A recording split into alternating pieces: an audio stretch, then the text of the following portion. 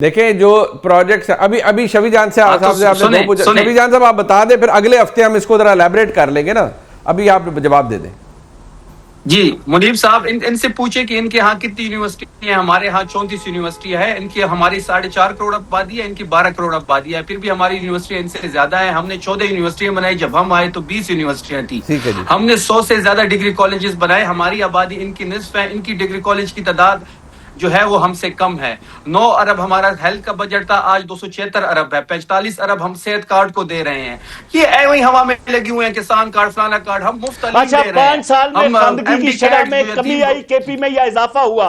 Challenge करके कलमा पढ़ के हलफ उठा के ये बता दो कि जो शरह खानगी है केपी के अंदर, आप बताएं कि जब 5 सालों में इजाफा हुआ या कमी हुई, बता दो। बताओ बताओ बताओ बताओ बताओ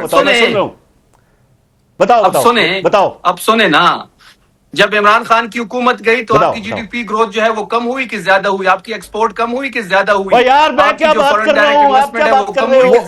हम सूबों की बात कर रहे हैं। मैंने कहा भाई शरह खानगी में इजाफा हुआ या कमी हुई? आप कह रहे हो वो जीडीपी ये हो गया। मेरी जान, आप नाकाम हो चुके हैं। अच्छा वो बस बातों से नाकाम हो चुके हैं। नहीं, वो अगले हफ्ते मैं बुला लेता हूं ना, अगले हफ्ते मैं दोनों को मौजूद मेहमानों को रिक्वेस्ट करूंगा। नहीं मुनीब,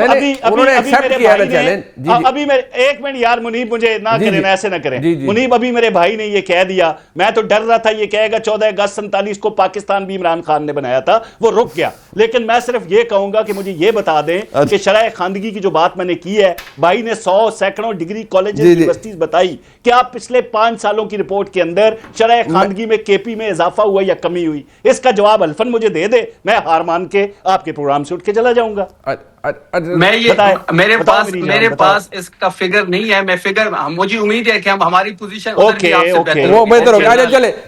चले वो हम इसको रख लिया ना, मैं जरा कंक्लूड करा लूं मैं जनाब क्लासा साहब से। क्लासा साहब बात ये है, एक जो सीरियस इसके अंदर एक और इशू भी था, वो ये 9 मई के केसेस के हवाले से था। सर मैं ये आइडेंटिफिकेशन तो अब नादरा ने भी कर दी है, ये मौजूद जितने भी मेम्बरान थे, इसमें इरफान सलीम साहब भी हैं, कामरान मंगेश साहब भी हैं, अफरीदी साहब भी हैं, इनकी वीडियोस। ये एक प्रॉब्लम बन सकता है पॉलिटिकली सर, क्योंकि केस भी नामजद हुआ है, अफरीदी साहब को किया हुआ है, और ये ट्रायल तो आगे बढ़ेगा। मेरा जाती तौर पर ख्याल है, जो बात हो रही थी, ये नहीं होना चाहिए कि आपको 3 साल पहले का केस है, आपको अफरीदी साहब ने कोई बातें की हैं, तकरीर की है जो आपको नहीं पसंद आई, तो आप केस निकाल लें, मेरे पे निकाल लें, शफी जान पे निकाल लें, काजमी साहब पे, आप पे, कि 4 साल पहले जो है ना, आपने फलां जगह जाते हुए गाड़ी से आपने कूड़ा क्रिकेट बैर फेंका था, तो इधर आपका चलान भी हुआ है, तो 2 साल आप सजा भी होगी।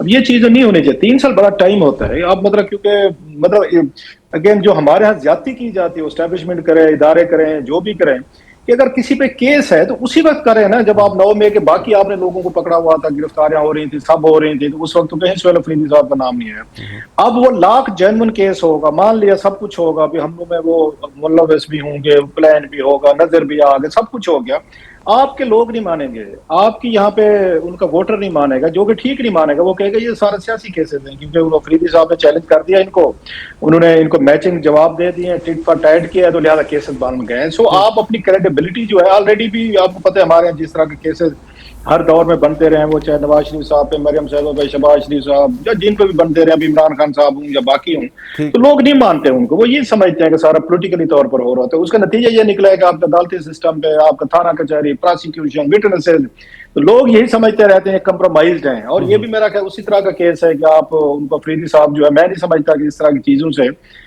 इस वक्त केसेस लाने का कोई फायदा नहीं। और अफरीदी साहब को भी आने सीरियस नोट, जवान आदमी है, यंग है, एनर्जेटिक है, पैशनेट है, और मतलब मैं समझता हूँ वो ऐसा ऐसा ग्रो भी कर रहे हैं, चीजें समझ भी रहे हैं।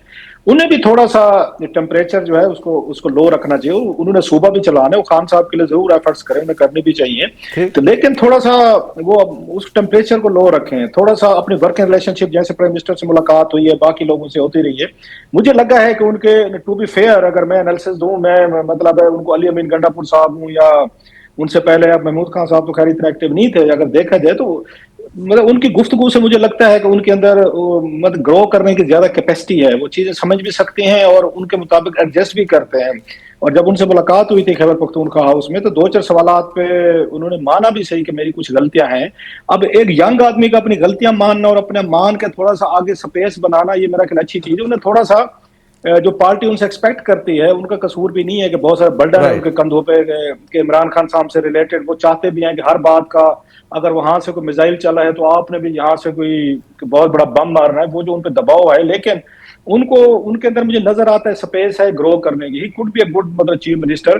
थोड़ा सा बात चीजों से डिसएंगेज होने की जरूरत है। ज्यादा सख्त लफ्ज, ज्यादा सख्त जबान, मेरा ख्याल है अगर इसको थोड़ा सा वो कर लें तो he could be a good chief minister. My reading. बिल्कुल ठीक, बिल्कुल ठीक है। फैसल कादरी साहब, आप जरा, शफी जान साहब ने ना 2-3 बातें उन्होंने पहले कहा कि वज़ीर आला को खड़ा करते हैं, अब उन्होंने कहा नहीं, मैं आम वोटर को खड़ा करेंगे, आम कारकुन को, और वो भी शिकस्त देगा वज़ीर आला पंजाब को इलेक्शन के अंदर।